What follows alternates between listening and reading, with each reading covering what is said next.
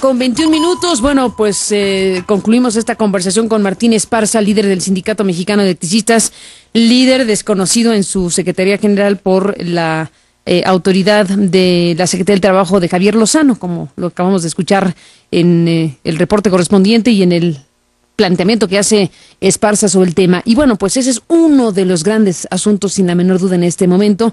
Le agradezco, como siempre, a Denise Dresser que esté aquí. Buenos días, bienvenida. Buenos días. Sergio Aguayo, gracias por estar aquí, bienvenido, buenos días. Buenos días, Carmen. Lorenzo Meyer, desde Italia, México. ¿Cómo estás, Lorenzo? Buenos días, bienvenido. Muy buen día, Carmen. Bueno, pues hablamos con Martín Esparza del SME. Y mencionamos, entre otras cosas, tu artículo, el de bajar el switch, Denise, y otras cuestiones, en 3 territorios que le planteamos a Esparza para tratar de analizar la situación. Por un lado, la discusión sobre si efectivamente fueron limpias o no las elecciones internas del sindicato, si estamos o no frente a una conducta injerencista indebida del gobierno en la vida sindical del SME. En un segundo terreno de discusión sobre la discusión que debe haber ampliada respecto a Luz y Fuerza del Centro y el sindicalismo en México y este sindicato en particular. Y tercer territorio, lo que nos dijo que hay detrás de todo esto, según su punto de vista, que es un contrato con una empresa de origen española, cuyos socios, dice, son Ernesto Martens, exsecretario de Energía, y Fernando Canales Clarión, exgobernador de Nuevo León y exsecretario de Energía. Un convenio que no ha sido cumplido ni se cumplirá hasta que le otorguen a la compañía de Luz y Fuerza y al sindicato una red similar para desarrollar el triple play desde Luz y Fuerza del Centro y el sindicato. Esos son los 3 terrenos, Denise. ¿Cómo ves todo? ¿Y qué perspectiva tenemos de algo que suena grande? Mira, yo creo que lo más importante que ha dicho Martín Esparza en esta conversación contigo ha sido este contrato que supuestamente existe, que involucra a una empresa española. Creo que ahí el secretario del Trabajo tendría que salir a aclarar si eso es cierto o no.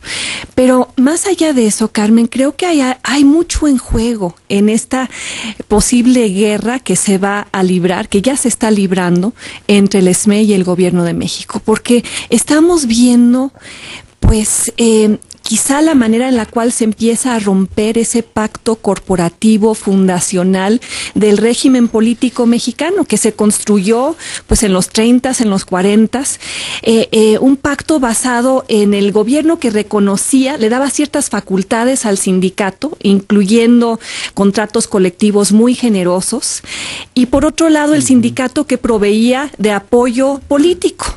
Ese pacto fundacional comienza a resquebrajarse ahora. Parecería que el gobierno de Felipe Calderón ha tomado la decisión de dar esta batalla. Más allá de la elección, que resulta difícil saber quién tiene la razón, porque hay datos, cifras encontradas, documentos que unos presentan y otros cuestionan, pero hay un contexto más amplio, Carmen, que tiene que ver pues con la manera en la cual operan los sindicatos en México y en particular el Sindicato Mexicano de Electricistas, más allá de esta elección en particular. Me puse a revisar el contrato colectivo, por ejemplo. Hay una serie ahí de privilegios que gozan los miembros del sindicato que ya quisiera el resto de los ciudadanos de este país tenerlos. El privilegio de que un trabajador no tiene que ponerse al corriente si falta al trabajo. El hecho de que va ascendiendo por antigüedad y no por capacitación o habilidad. El hecho de que no se pueda despedir por pérdida de confianza a miembros del sindicato. El privilegio de contar con 350 kilowatts gratuitos, etcétera, etcétera. Un contrato colectivo que el Estado mexicano permitió, y es una situación de privilegio que se perpetúa a lo largo de muchos ámbitos del mundo sindical en México, y que ahora se está poniendo en tela de juicio porque en este contexto de crisis resulta ser que el gobierno lleva años transfiriéndole subsidios y recursos a una compañía que en esencia está quebrada, Carmen. Una compañía a la cual el año pasado se le dieron 40,000 millones de pesos, a pesar de que tiene unos índices de productividad bajísimos lejísimos, un servicio deficiente que afecta a cada uno de los ciudadanos de este país. O sea, Luz y Fuerza es esa compañía de la cual cada persona que me está escuchando seguramente tiene una queja. Por mal servicio, por medidores deficientes, por cuentas que llegan con cobros irregulares e indefendibles. Y me parece que ese es el meollo del asunto. Una situación de privilegio que coloca sobre todo la cúpula sindical, porque me parece que son ellos los que se han adueñado de muchos de estos beneficios que no necesariamente le llegan a la base trabajadora.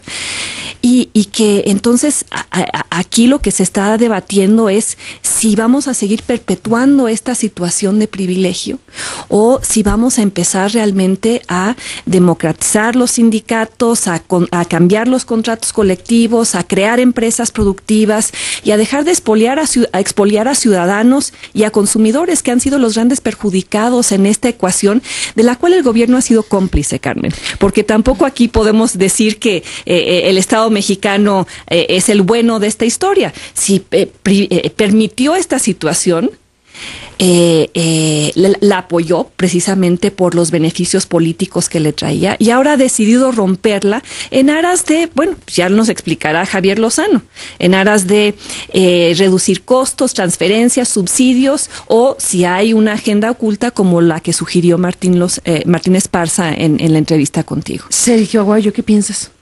Mira, enmarco esta disputa entre el gobierno federal, o el Estado, gobierno federal y Sindicato Mexicano de Electricistas, en tres grandes temas que están en el trasfondo del debate.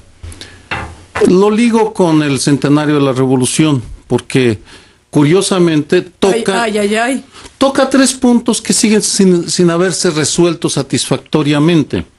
Primero, la desigualdad.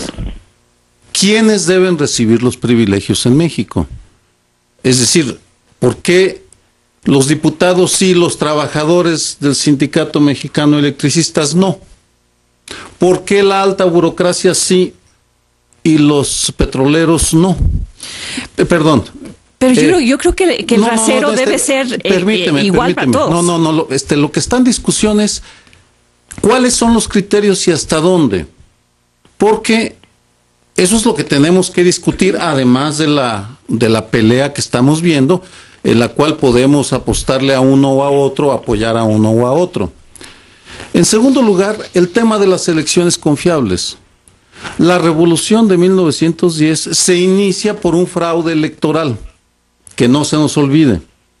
Ese fue el motivo por el cual Madero escribe el Plan de San Luis y llama a que se levanten en armas el 20 de noviembre de 1910, declarando ilegítimo al presidente Porfirio Díaz. 100 años, casi 100 años después, seguimos siendo incapaces de tener elecciones competidas y confiables. Ni el Instituto Federal Electoral, ni la Secretaría del Trabajo, al parecer, son capaces de darse certidumbre presentando documentos inapelables o convocando a especialistas que garanticen que lo que nos está diciendo Javier Lozano es la verdad y nada más que la verdad. No lo sabemos. En tercer lugar, y que en cierto sentido se desprende de la revolución más que asociado con la revolución, es el viejísimo asunto de la participación del Estado en la economía. El Sindicato Mexicano de Electricistas tiene una relación contractual con el Estado mexicano, que se convierte en patrón y empresario, lo cual lo convierte en juez y parte. Porque la Secretaría del Trabajo, después de todo, pues es también aliada de los propietarios de esa empresa, viéndolo de esa manera. Por supuesto que es muy pronto para decir si la disputa que estamos observando y que seguirá dándose conducirá a la definición de estos grandes temas. No lo creo, pero sin embargo me parece importante que tener este trasfondo, este marco para poder ubicar a los contendientes, cada uno de los cuales nos da su razón y a cada uno de ellos tenemos que valorarlo, no solo en relación a lo que dice, sino en relación a lo que representan en la historia de México. Lorenzo Meyer, ¿cómo ves las cosas?